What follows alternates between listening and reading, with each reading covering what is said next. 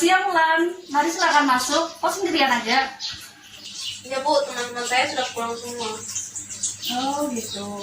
Hari ini memang pulang nggak cepat ya. Oh, Ibu jadi ingat. Selamat ya, minggu lalu kamu menang dalam lomba Olimpiade Biologi tingkat provinsi. Iya Bu, terima kasih. Saya kemarin itu berusaha secara optimal Bu. Mungkin ya itulah kenapa saya bisa juara 1. Wah, Ibu bangga sama kamu. Padahal saingan kamu itu dari SMA ternama di Tarakan ya. Iya Bu, ini semua berkat dukungan Ibu. Bu, saya boleh kamu mengungkapkan sesuatu?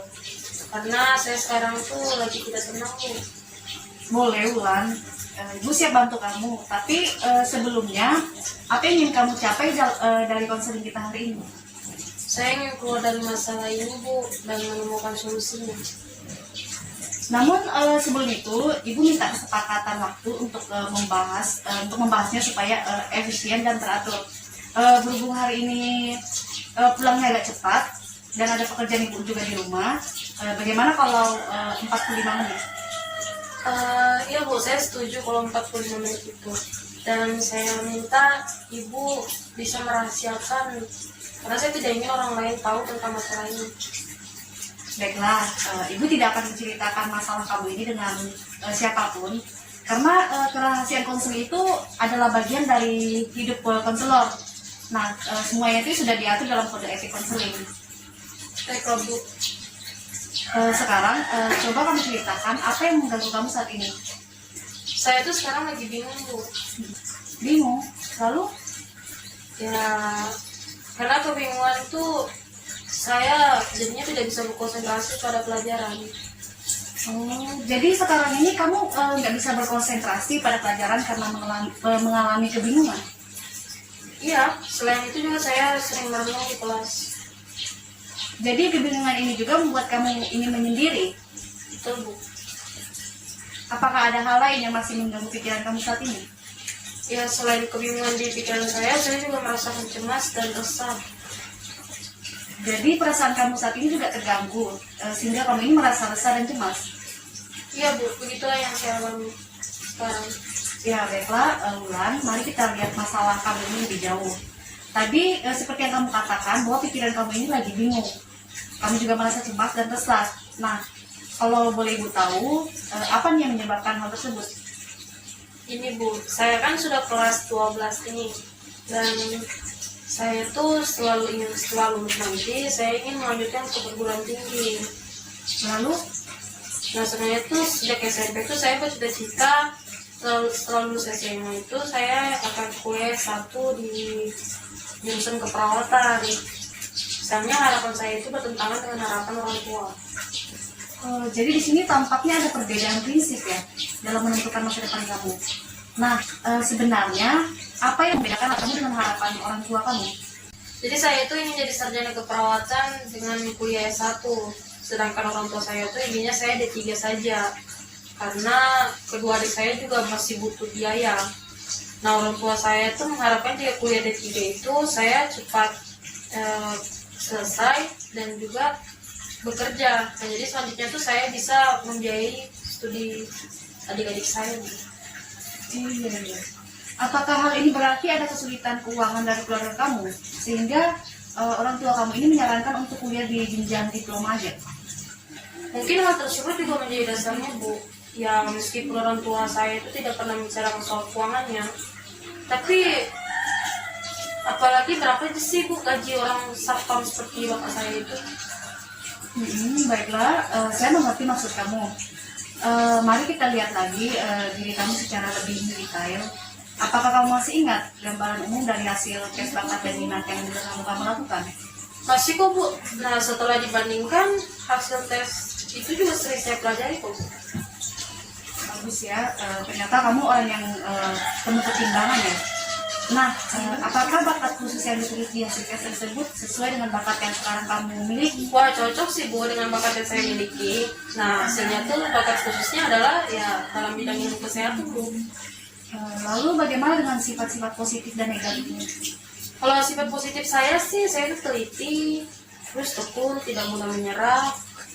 Kemudian kalau untuk sisi negatifnya ya kurang bisa mengatur waktu sih dan penyesuaian dengan lingkungan yang baru. Jadi dalam hal pembagian waktu kamu masih kurang optimal ya. Kalau boleh ibu tahu, apa hobi kamu? Membaca buku dan badminton. Bagaimana dengan nilai-nilai hidup yang kamu perjuangkan saat ini? Nilai hidup yang saya perjuangkan tuh ya menjadi orang yang bisa membantu banyak orang.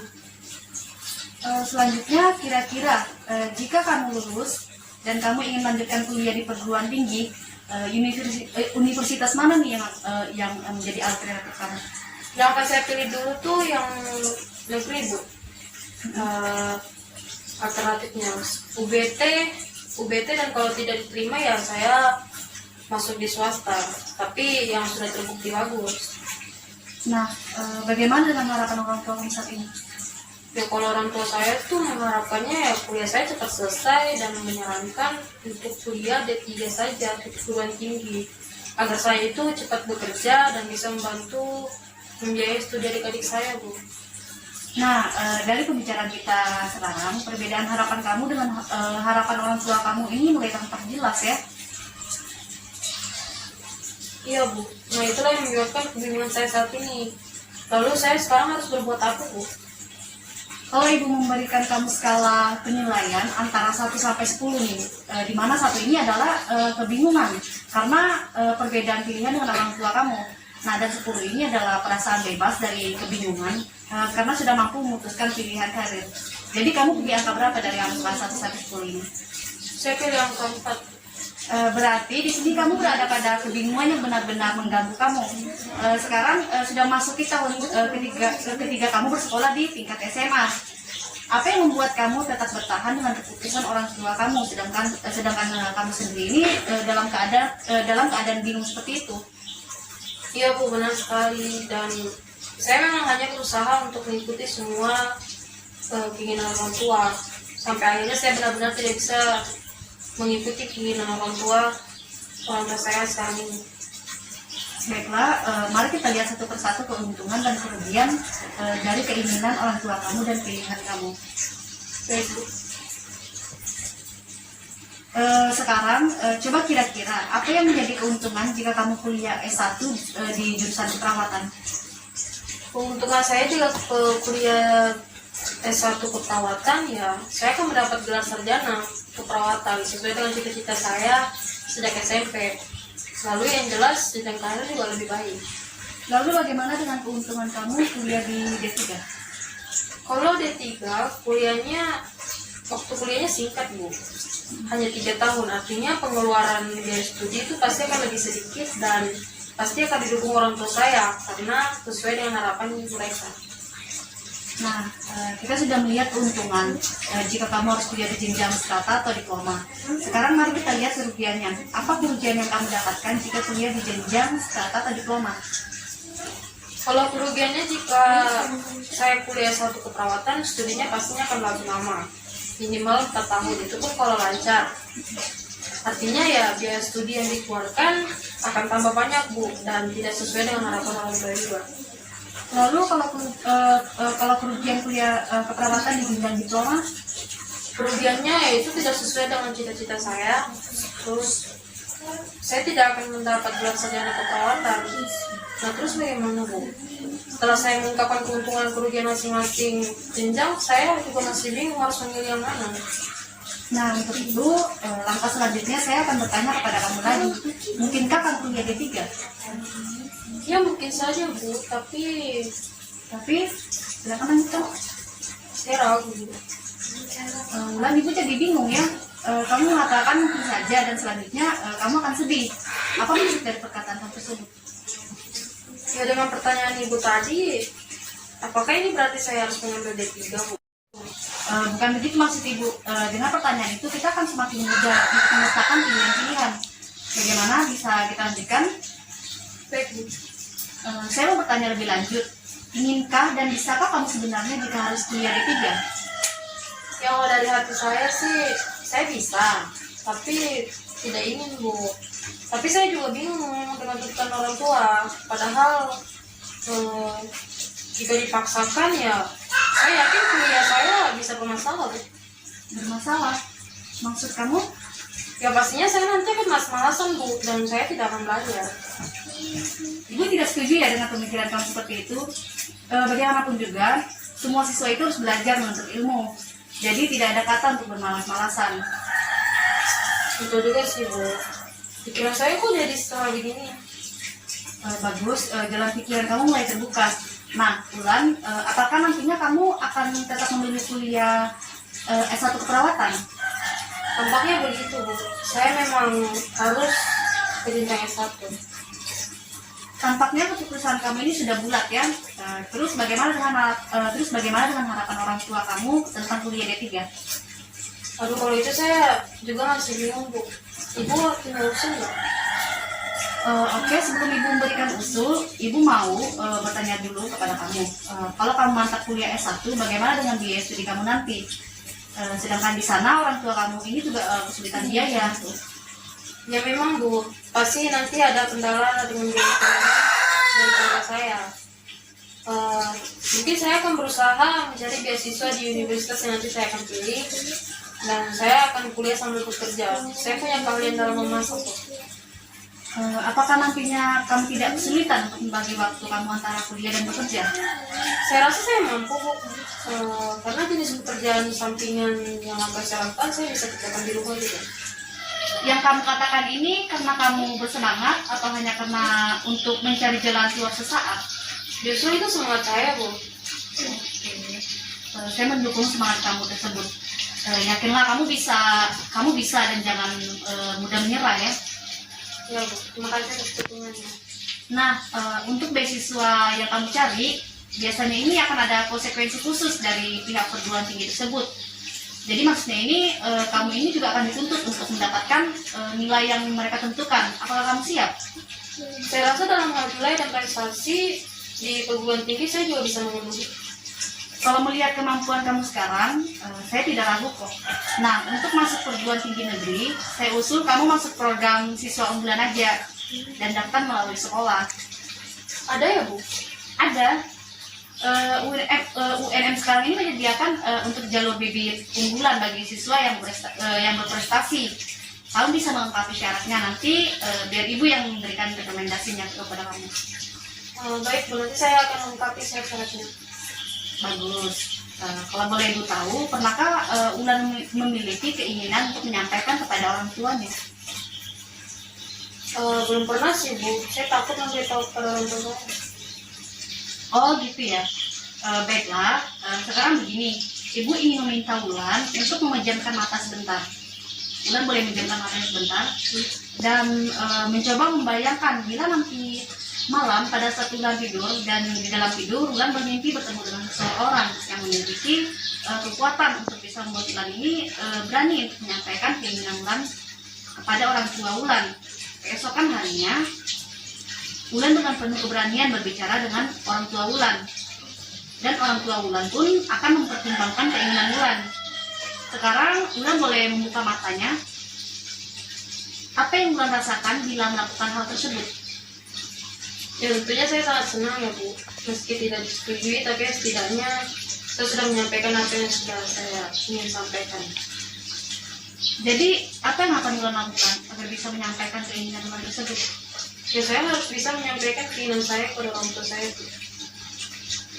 Bagaimana Ulan akan melakukan hal tersebut?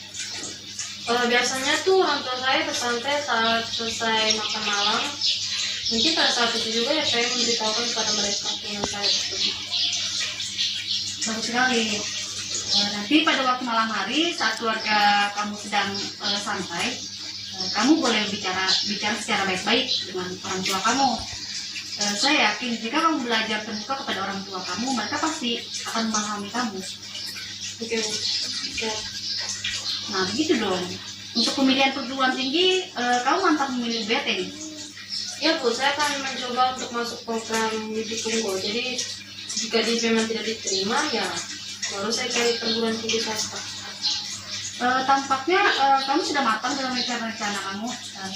Sekarang kalau Ibu memberikan kamu skala penilaian antara 1 sampai 10 seperti yang kita lakukan tadi, di mana 1 ini adalah kebingungan karena perbedaan pilihan dengan orang tua kamu, dan 10 ini adalah perasaan bebas dari kebingungan.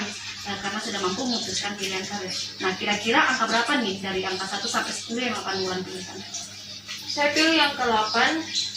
Kalau misalnya awalnya tadi saya bingung dengan keputusan karir yang akan saya ambil, nah sekarang saya sudah bisa mengambil keputusan akan pilihan karir saya.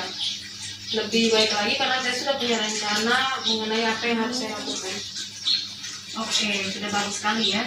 Setidaknya ada peningkatan ya dari angka 4 ke angka 8. Ya, kan, tampaknya kebingungan kamu sekarang ini sudah terjawab, bukan?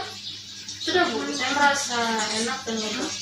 Baiklah, rupanya waktu kita sudah hampir habis ini. Untuk itu mari kita memanfaatkan waktu yang tinggal sedikit ini. Ya, Sebelumnya, Ibu ingin kamu mengungkapkan kembali pokok-pokok hasil pembicaraan kita tadi. baik Bu. Sebelumnya saya akan menemui Ibu itu karena saya merasa sedikit kebingungan, terus saya merasa cemas, terus saya suka merenung di kelas. Nah itu semua karena harapan saya itu berbeda dengan harapan orang tua saya, yaitu mengenai tentang jenjang perguruan tinggi setelah lulus SMA nanti. Nah, saya sendiri itu menginginkan kuliah di S1 keperawatan. Nah, sedangkan orang tua saya menginginkan saya kuliah D3 keperawatan. Nah, akhirnya sekarang saya bisa menentukan pilihan sendiri dengan memutuskan perawatan di UGT dan akan mencari tambahan biaya sendiri dengan kerja sampingan. Kemudian saya juga akan membicarakan secara baik-baik keputusan ini dengan orang tua saya. Oke, bagus. Kamu sudah bisa menentukan pilihan kamu. Lalu bagaimana perasaan kamu sekarang? Saya sangat senang dan merasa sangat enak karena ya kebingungan saya itu sudah bisa diatasi. Ya, baiklah. Ibu meminta kamu untuk membicarakan keputusan kamu ini kembali dengan orang tua kamu. Ya Bu, saya laksanakan. Sebelumnya saya mengucapkan terima kasih Bu. Baiklah, di sini pada hari dan jam yang sama untuk membicarakan kembali pengalaman kamu setelah dilakukan konseling hari ini. Ya Bu, saya setuju. Nah, temuan kita sudah sampai pada kejelasan masalah kamu. Apakah ada hal lain yang ingin kamu ungkapkan lagi kepada Ibu? Saya kira sudah tidak ada lagi Bu. Terima kasih banyak ya Bu. Saya pamit dulu. Iya, sama-sama. Jika begitu, kamu boleh pulang. Hati-hati ya. Jangan segan untuk datang kembali untuk menemui Ibu lagi ya. Ya Bu.